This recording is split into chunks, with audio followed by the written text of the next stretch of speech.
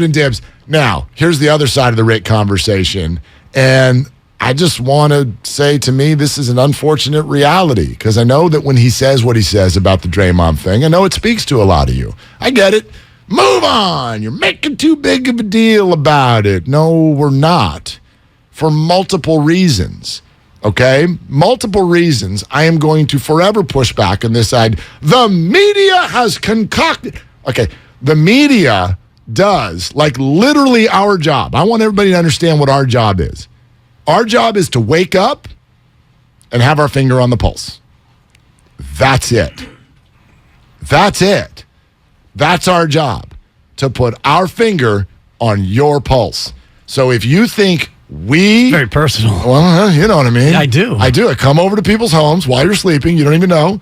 And I go and put my finger on your pulse, and I'm like, oh, my God, we're talking about Draymond today. The neck, by the way, the best place to check. Fair point. But and never check with your thumb, because your thumb also has a pulse. You know what? You're just a fountain of information. Yeah. Really? Yeah. Your thumb has a pulse? Thumb has a pulse. You got to use the two fingers, the index. Yeah, no, I do the two-finger thing. Right, and right. the FE and the finger. neck, yeah. Right. And the neck. Is that the carotid artery, I think? Or I don't know. It's the big one right in the neck. That sounds correct. Right in the neck, But I have no idea. Anyway, finger on the pulse, and this is the pulse. Absolutely. This is what so many people are thinking about and talking about. And then I'm going to extend it even further for those of you who are like, oh, gosh, no, we want to move on. Listen, Steve Bleepin Kerr sat in front of a microphone less than 48 hours ago and uttered the sentence, this is the largest crisis that we have ever had since we've been here. Now, somehow, you're going to come around the corner and go, come on, no big deal. Come move on, people. Like Rick, I don't agree with what he's saying, not because, like, conceptually or emotionally, sure, I would love for the Warriors to succeed through this. But the idea that the world is just going to turn it off because somehow that's going to help the Warriors and move on, it's in the past. Life doesn't work that way.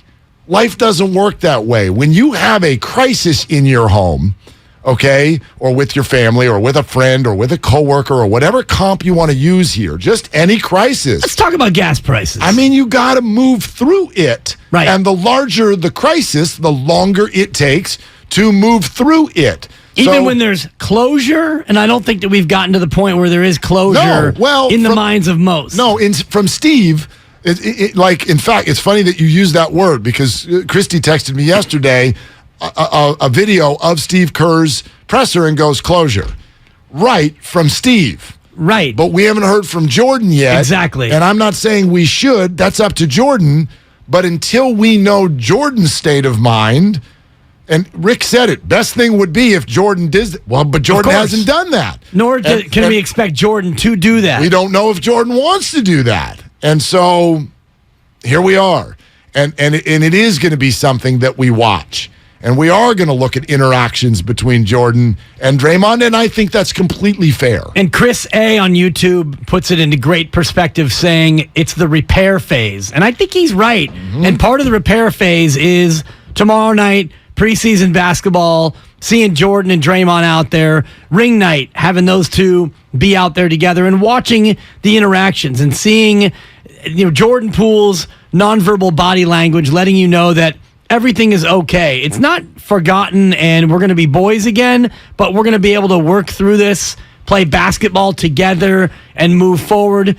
Part of it, too, I think, is the Jordan Poole contract, and maybe if the contract extension happens and it's announced on Monday, maybe he speaks on Monday and addresses this in a way to where everything does slowly start to ebb into the background. And what you said yesterday about Draymond Green maybe taking the mic at ring night, that would be a big step toward bringing us closer to that closure point that I don't think that we're at yet. I'm just fascinated to see how the Warriors play this because I guarantee you that right now they are talking about ways to not be booed in their own arena on ring night. They don't want that with the Lakers in town, and I don't necessarily think that's going to happen, but I'm sure they're bracing themselves for it and wanting to take steps to not have that happen. And so I really am fascinated, and this is staying in the moment and going, I'm fascinated to see what the Warriors do next. Right. Is it a Jordan Poole presser?